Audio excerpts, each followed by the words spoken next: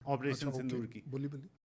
गृह मंत्री जी ने बोला कि आज नहीं तो कल ये पीओके हम छोड़ेंगे नहीं, ये स्टेटमेंट दी अमित शाह जी ने पार्लियामेंट में, लेकिन शायद ये एक मौका था, शायद कर ही जाना चाहिए था। बड़ी जिम्मेदारी से बातें समझनी चाहिए और करनी चाहिए। एज अ रिपोर्टर आपका पूरा हक है कि आप वो सारी बातें करें जो पब्लिक चाहती है, बट पब्लिक से ऊपर एक देश भी है। अगर 1971 में हमने क्या खोया या क्या पाया, तो मैं आपको सच बता रहा हूँ, आप रो पड़ेंगे कि हमने क्या क्या खोया।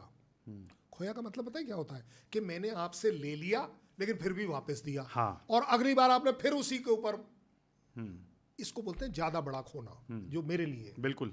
मैंने चाहे अपना एक जवान खोया या 100 जवान खोए, अगर उसको खोने के बाद हमने अगर एक पर्टिकुलर हाइट अचीव करी, चाहे वो हाजी पीर ले लो, चाहे वो 13620 ले लो, कोई भी ले लो, आपने जब वापस करी ना, तो आपने मेरा दिल चीर दिया, क्योंकि जिन लोगों ने अपना बलिदान देकर उसको पकड़ा, आपने उसको वापस कर, तो वो ज़्यादा बड़ा खोना है as far as army is concern. लेकिन आर्मी में एक हमारे पास बहुत बढ़िया सी फीलिंग रहती है हमेशा, अगर आप मेरे से ऊपर हैं तो आपने मेरे से ज़्यादा अच्छा डिसीजन लिया होगा, कुछ ना कुछ सोच विचार करके। चाहे आप उसमें डिप्लोमेटिक प्रेशर बोलो, इंटरनेशनल प्रेशर बोलो, यूएस प्रेशर बोलो, यूएन प्रेशर बोलो, पता नहीं कौन कौन से प्रेशर, मुझे नहीं पता, क्योंकि वो प्रेशर मेरे तक नहीं आते। जब मैं अपनी गोली चला रहा होता हूँ या मैं जब गोली खा रहा होता हूँ, इसके बीच में कहीं कोई प्रेशर नहीं होता, सिवाय उस बुलेट का प्रेशर होता है। उस बुलेट के अंदर वो जो भरा हुआ प्रेशर है, वो निकलता है, उतना ही प्रेशर होता है उसका। इसके अलावा मेरे पास दाएं बाएं का कोई प्रेशर नहीं है। मेरे को अपनी ज़िंदगी में कभी किसी ने ये प्रेशराइज नहीं किया कि ये गोली चलेगी या नहीं चलेगी। मैंने हमेशा अपनी गोली अपनी मर्जी से चलाई है। मैं ये नहीं कह रहा कि मैंने कोई इलीगल गोली चलाई है। अगर मैं बॉर्डर पर हूँ, अगर मेरे तरफ गोली आई है, मैंने कभी किसी से नहीं पूछा और ना ही कभी किसी ने मेरे से सवाल जवाब किया। मैं ये बड़ी जिम्मेदारी की स्टेटमेंट दे रहा हूँ आपको। कुछ का हो सकता है कहीं कोई एक्सेप्शंस हो गए हो। कारगिल मेरे दिल के बहुत ज़्यादा करीब इसलिए क्योंकि मैंने अपने लोग खोए हैं। कारगिल 71 में तो मैं नहीं था, बट जब आप अपने साथी की लाश उठाते हैं ना, the feeling is not very good. आज हम सुन सकते हैं, हम बोल सकते हैं, हम बात कर सकते हैं, बट वो वाला समय है कि वहाँ हमने ये नहीं सोचा उस समय कि कितने आगे तक जाऊँगा। लेकिन उसको आजकल जब मैं प्रोग्राम्स के अंदर इवैल्यूएट करता हूँ तो मुझे लगता है कि जो कुछ हुआ वो ठीक नहीं हुआ। किसने क्या किया मुझे नहीं मालूम, लेकिन मेरे साथ जाती हुई, मेरे साथ मतलब मेरी आर्मी, मेरे जवानों के साथ जाती हुई 527 लोग मैंने खो दिए। मैंने अपनी हाइट्स वापस भी ले ली, उसमें कोई बड़ी बात नहीं, बट क्या मैंने उस दिन, उस आखिरी 26 जुलाई को, क्या मैंने ये इंश्योर किया कि पाकिस्तान आज के बाद इसको नहीं कर पाएगा? उसके बावजूद आपने देखा टेरर स्ट्राइक तो हुई।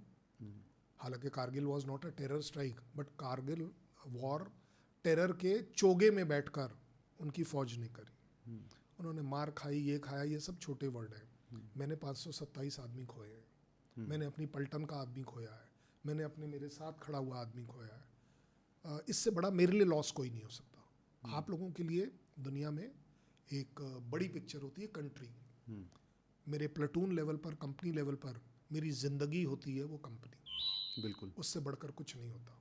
और जब उसमें आदमी खोता है ना, तो उसमें मेरे को चोट लगती है। उस चोट को मैं कभी नहीं उभर पाऊंगा अपनी ज़िंदगी में कि वो कैसे वो बंदा मेरे हाथ में स्माइलिंग था। Oh my God, this is something not to be discussed, but more important is किसने क्या डिसाइड किया कि क्रॉस करेंगे या नहीं करेंगे, ये उसकी जिम्मेवारी थी। दैट मीन्स सरकार की जिम्मेवारी थी, ये मेरी जिम्मेवारी नहीं थी। क्या एयरफोर्स का इस्तेमाल होगा या नहीं होगा, ये एयरफोर्स चीफ और सरकार की जिम्मेवारी थी। कभी कभी मैं अगेंस्ट भी हो जाता हूँ, क्योंकि अब हम क्रिटिसाइज नहीं कर रहे हैं, अब हम लोग क्रिटिक हैं। आज की तारीख में हम उसे वैल्यूएट कर रहे हैं। आपका एक जहाज गिर गया या 2 जहाज गिर गया डजंट मीन कि एयरफोर्स रुक जाएगी। रुकनी नहीं चाहिए, क्योंकि आपने मेरा काम और डिफिकल्ट बना दिया। जितनी बार मैं चढ़ता था, उतनी बार अगर एयरफोर्स उसको एंगेज कर रही होती तो शायद मेरी चढ़ाई में कम लॉसेस होते। ऐसा मेरा सोचना है।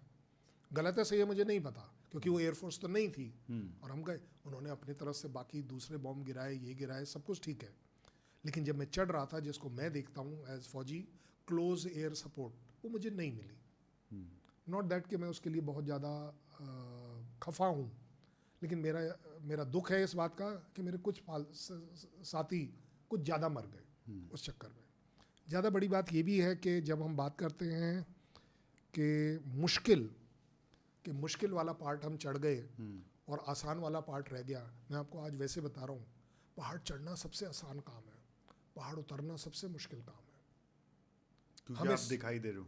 नहीं, चढ़ते समय आप स्लिप नहीं करते हो, उतरते समय आप स्लिप करते हो, आपके पत्थर जो नीचे हैं वो स्लिप करते हैं। तो इतना आसान, लेकिन आसान क्या है कि अब जहां आप चढ़े हो, जिस मेहनत के साथ आप चढ़े हो, जिस खून पसीने के साथ आप चढ़े हो, उस खून पसीने के साथ वो पाकिस्तानी नहीं चढ़ेगा उधर से।